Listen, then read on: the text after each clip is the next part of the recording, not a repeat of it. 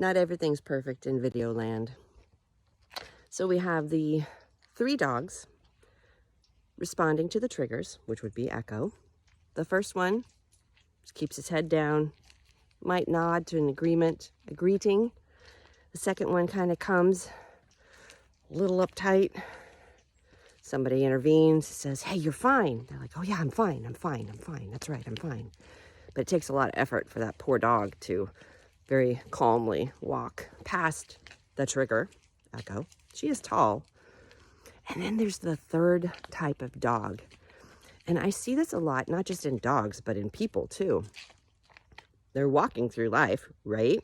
And they see a trigger coming. You know, what is a trigger? A trigger, when you see something like a person who's acting crazy that you just are like, ah, God, I wish they'd stop that. Or you see a situation coming like, oh my gosh, I'm going to have to clean my house. Or something that causes you to, and we trigger such as a common thing. I hadn't really thought about how to explain it. But it's something that sets you on edge. Something that causes your state of being to shift from something that's pleasant and calm and the way you like feeling to irritated, irritable, grumpy, pissed off, you know, something like that. So that's what a trigger is. It's something that causes you to shift. And the way we deal with our triggers is huge, and it determines how much fun we have in life, how peaceful we are, and in a large way, how effective we are.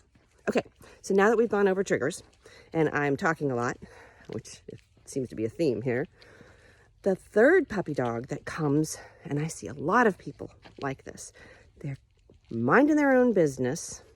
Actually, they're not minding their own business. They're all over the pathway, and they're yanking on their walker's leash, the lead, and they see Echo, and they start freaking out.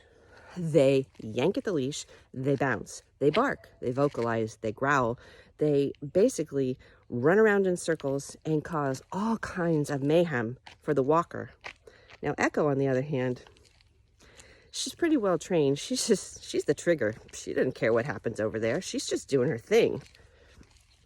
And that poor dog is so stressed, and there's no amount of cajoling, counseling, comforting that the walker can do to settle that dog down, because the trigger has just sent them into orbit.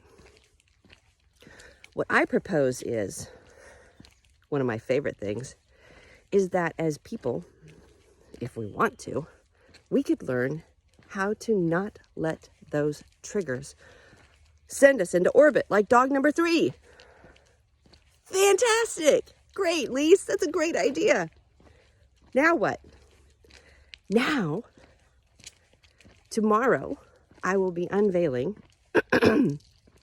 something where you can come work with me, and I will teach you how to be dog number 1, the calm one, that stress and triggers just roll off their back, or even improve yourself to dog number 2, which you see it coming, but you're able to calm down, either with a little bit of help, which would be what I'm going to teach you, or with a friend helping you remember. Your classmate, maybe. Somebody who's joining you for this fun thing we're getting ready to do. So I invite you to come back to my page tomorrow. I will have all the details up, and it will be written with links and information. And I really hope you'll join me, because the holidays are coming. And if I could do one thing to make this world a better place, it would be to help people like you and me and dog walkers just to have that confidence to let the stress and the triggers roll off your back, not let it faze you at all. Thanks for coming on my dog walk. It's time for me to go. Coffee's ready. Bye.